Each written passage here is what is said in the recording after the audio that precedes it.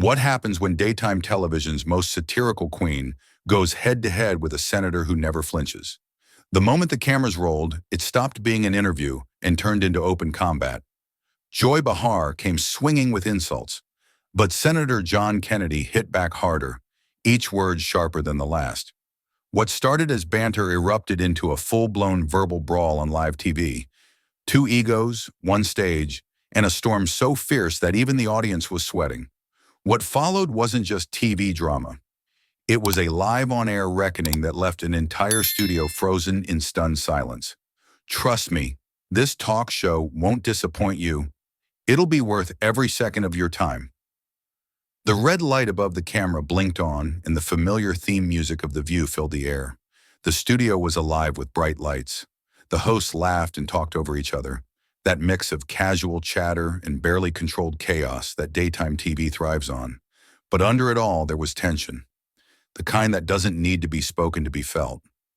Whoopi glanced at the cue cards. Sunny and Sarah whispered to each other. Joy Behar, seated dead center, had that look she gets right before a storm.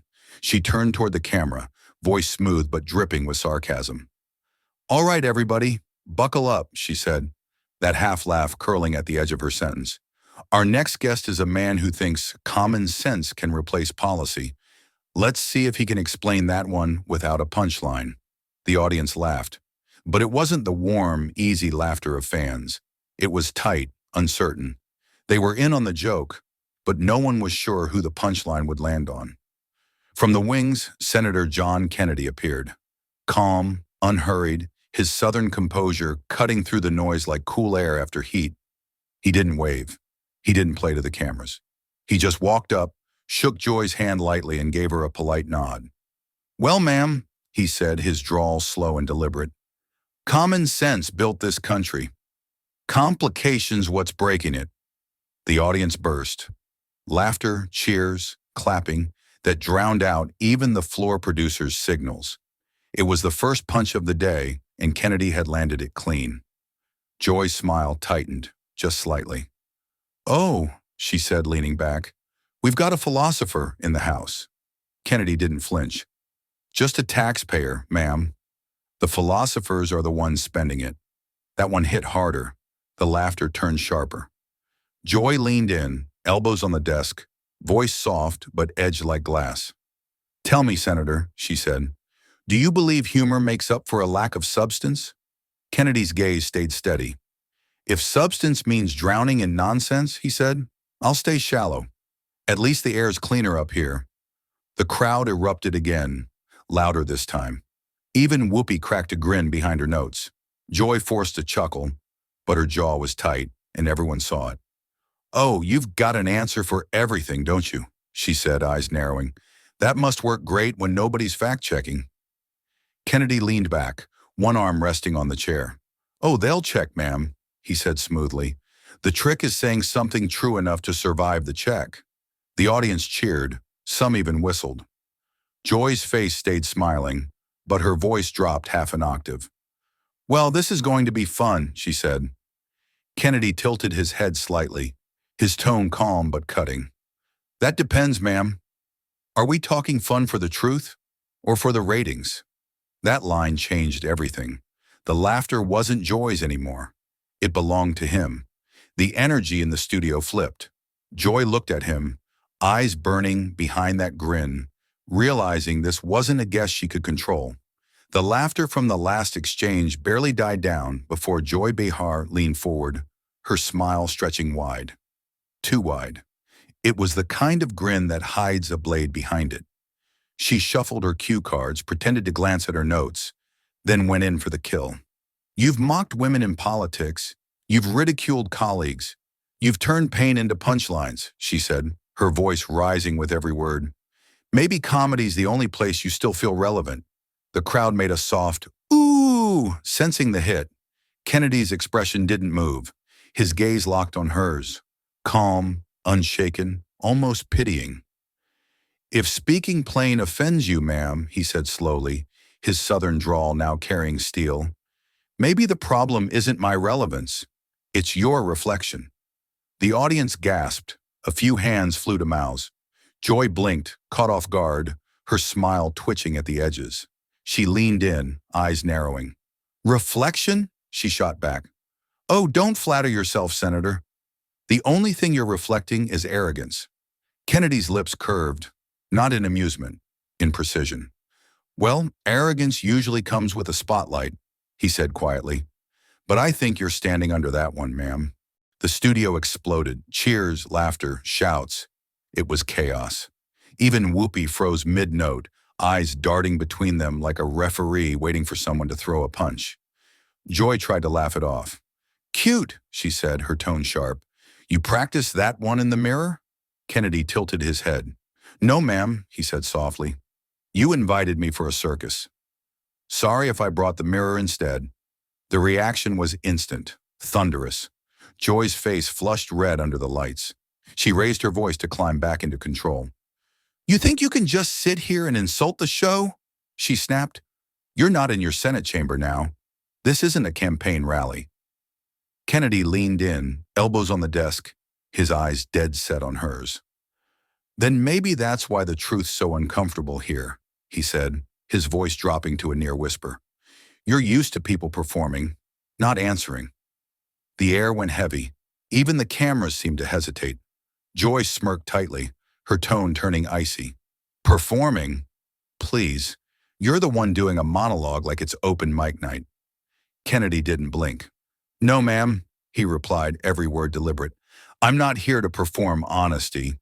I'm here because someone has to remind America what it actually sounds like. The crowd exploded. Applause, whistles, shouts of say it again. The roar of it shook the studio. Joy sat there gripping her cards, smiling through gritted teeth. Her laugh came out brittle, hollow. She opened her mouth to respond, but no words came. Kennedy leaned back slowly, calm as ever. You call it a talk show, he said, voice steady.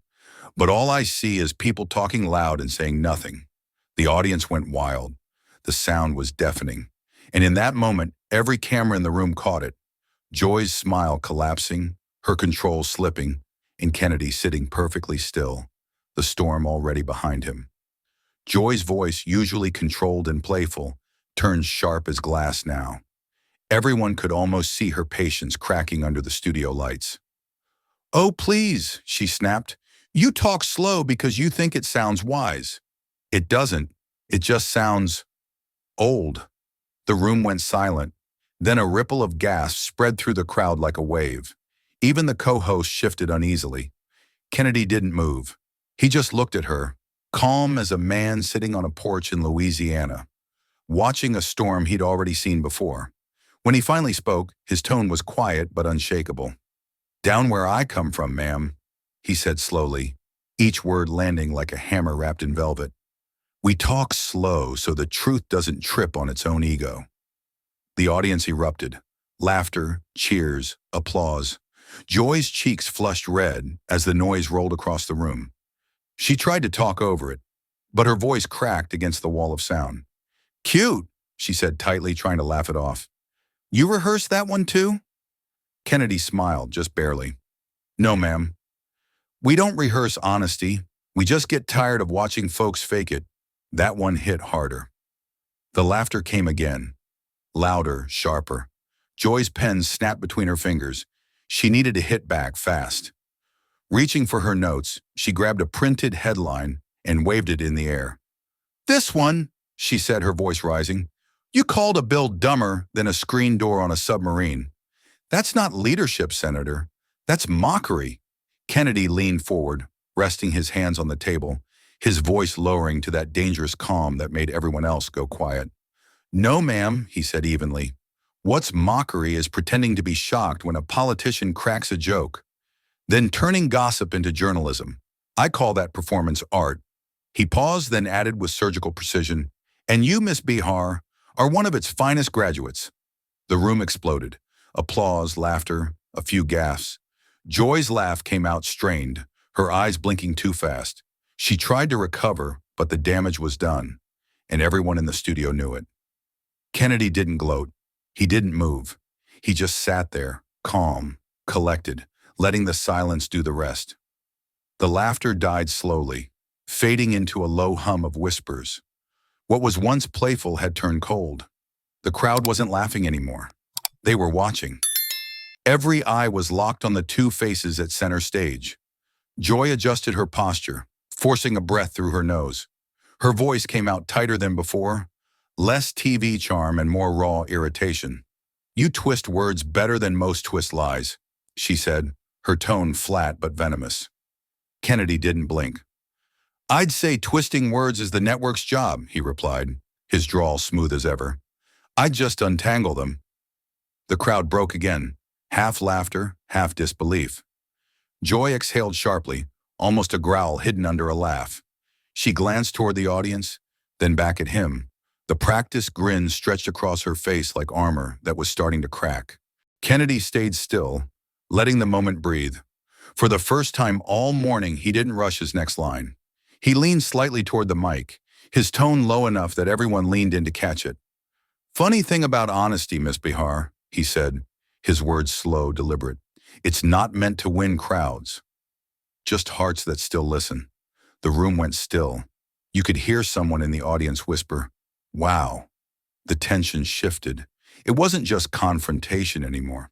It was something deeper, quieter, heavier. Joy's fingers fidgeted with her cue cards, but she didn't speak. For the first time, silence was louder than her voice. Kennedy didn't push further. He just sat there, composed and unshaken, letting the weight of his words settle like dust after a storm. The studio had gone from laughter to something colder, still, electric, waiting. Joy leaned back in her chair, regaining her posture, forcing that confident smirk back onto her face. She crossed her arms, pretending she was back in control. "You think being blunt makes you brave?" she said, her tone dripping with mockery. "It just makes you reckless." Kennedy smiled faintly, almost kind. "And you think rehearsing emotions makes you human?" he replied. "Guess we both have our risks." The audience didn't laugh this time. The silence hit harder than applause. You could feel it. No one wanted to interrupt what was happening. Joy's eyes flickered for a second, something unspoken shifting behind them. Maybe frustration, maybe doubt. But she masked it fast, sitting straighter, ready to claw the floor back. Whoopi tried to cut in, her voice soft, trying to reset the room. "All right now, let's keep it friendly." But it didn't land. The energy was off. The control was gone. Kennedy didn't even look at Whoopi. He turned to Joy, his voice low and steady, almost gentle, but it carried the weight of a hammer. "You don't have to shout over truth, ma'am," he said. "It carries fine on its own." A shiver ran through the audience. No laughter, no applause. Just silence so heavy it felt alive. Joy didn't respond. She just stared at him, that smirk gone, her hands gripping the table like she needed it to stay steady. Kennedy leaned back again, calm, patient. Joy's composure finally cracked. Her voice came out sharp, cutting through the air like broken glass. "You sound brave until someone fact-checks you." Kennedy's smile faded for the first time all morning.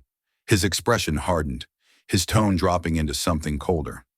"Ma'am," he said slowly, "facts don't fear checks. People do." The crowd murmured, sensing the shift. Joy's lips tightened. She wasn't backing down. "You call that bravery?" She shot back. "It's arrogance dressed as confidence." Kennedy leaned in, his voice calm but edged with steel. "No, ma'am. I call pretending brave behind cue cards cowardice." The reaction was instant. The audience roared, a chaotic mix of cheers and gasps. The noise filled every corner of the studio. People clapped, shouted his name. Phones went up to record.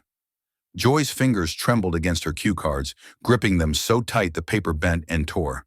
She tried to speak, but her voice was swallowed by the crowd. Kennedy didn't gloat. He just watched her quietly, letting the moment burn. Then she tried again, her tone sharp and mocking. "You're just a performer with a better accent," she said, her words snapping through the tension. Kennedy didn't hesitate. "Then why's the audience laughing with me?" he said, pausing. "And not at me." The crowd erupted again, louder than before. A wall of sound, half laughter, half disbelief. Kennedy let it roll, then leaned forward just slightly, voice low enough to draw everyone back in. You called me a joke, he said, steady, deliberate. But a joke's only funny until it tells the truth. The room detonated. The sound was thunder. People on their feet, clapping, shouting, filming. The director's voice crackled frantically in the earpieces. Cut to wide! Cut to Joy! Joy's face flushed crimson under the lights. Her jaw locked, eyes wet with fury she couldn't hide. She tried to smile, but it came out broken. The smile of someone realizing the show had slipped away. The cheering still echoed through the studio when Kennedy finally spoke again. His tone was calm now, quiet enough that people had to lean in to catch every word. In this room, he said, eyes fixed on Joy, I didn't out-talk you, ma'am. You just ran out of things to believe. It hit like a cold wind cutting through heat. The laughter stopped. No cue light was needed this time. The audience rose on their own, slow at first, then all at once, clapping, whistling, shouting his name. Joy's smile vanished. Her lips parted, but no words came out. For the first time all morning, she looked unsure of what to do with her hands, her face, her voice. She tried to speak, but Kennedy's voice cut gently over hers, soft enough to sound merciful, sharp enough to end it. The truth doesn't need applause, he said. Just the courage to be said. Then he leaned back, folding his hands on the desk, unbothered, calm as if nothing explosive had just happened. The red studio light blinked. The camera zoomed in close on Joy, her eyes glistening, her jaw tight, the tiniest tremor in her lip betraying everything she was trying to hide. The audience started to chant, Kennedy! Kennedy! Kennedy! Producers in the control room scrambled, cutting between cameras, whispering through headsets. But it didn't matter anymore. The story had already written itself, live, unfiltered, and impossible to undo. Joy sat frozen, staring at him across the table. The queen of quick wit had just been checkmated by a man who never once raised his voice. The air was still thick when Kennedy finally rose from his seat. He didn't smile. He didn't gloat. He simply stood, the kind of stillness that makes noise on its own. The room seemed to hold its breath. He looked around the studio once, not at Joy, not at the cameras, but at the crowd that had just witnessed something they couldn't quite put into words. His voice was steady, warm but firm. It's not about side, he said. It's about saying what you mean, even when it costs you applause. No one moved. Then the applause began. Slow at first, then swelling like a wave that crashed through the studio. Kennedy gave a single nod of acknowledgement, turned, and walked toward the edge of the stage. No fist pump, no smug grin. Just quiet conviction. The sound followed him all the way out, thunderous, unrelenting, alive. Joy stayed seated, staring at the empty chair across from her, fingers pressed hard against the table. The red light above the camera blinked off, but the silence left behind was louder than anything that had come before it. Within hours, the clip was everywhere. Twitter, YouTube, every major outlet. It spread like wildfire. The caption read, Joy tried to roast him. He turned the fire into light millions watched, not for the clash, but for the calm that conquered it. The internet didn't replay the insults. It replayed the pauses, the silences, the moments where truth didn't need volume to be heard. For once, honesty didn't shout. It simply stood and won. If this moment made you stop, think, or feel something real, don't just scroll past it. Subscribe now for more powerful, unfiltered moments where truth stands its ground. Share this video and let people see what courage sounds like when it refuses to back down.